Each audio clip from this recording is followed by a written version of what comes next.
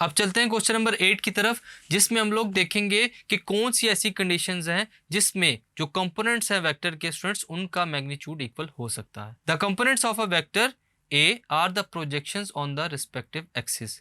हमारे पास जो कंपोनेंट्स होंगे वेक्टर ए के वो क्या होते हैं स्टूडेंट्स? प्रोजेक्शंस होते हैं। किसकी डायरेक्शन में? दूसरे वेक्टर की डायरेक्शन में। अगर हम लोग रिस्पेक्टिव एक्सिस को देख रहे हैं स्टूडेंट्स तो वहां पर उनकी जो प्रोजेक्शन है वो फॉल कर सकती है। किसके लिए? वेक्टर ए के लिए। अगर हम लोग यहाँ पर कंपोनेंट्स को देखते हैं और उसके साथ साथ उनके प्रोजेक्शन को देखते हैं तो अगर हमारे पास ए वेक्टर का जो एक्स कंपोनेंट है वो क्या होगा? A cos of theta. और जो वाई कंपोनेंट होगा स्टूडेंट्स वो क्या होगा? A y is equal to a sine of theta. Sine and cos have the same values at 45 degree angle. Sine और कॉज की वैल्यू सेम होती हैं 45 डिग्री एंगल के ऊपर। Sine 45 degree is equal to 0.707। यह किसके इक्वल होता है? कॉस 45 डिग्री के।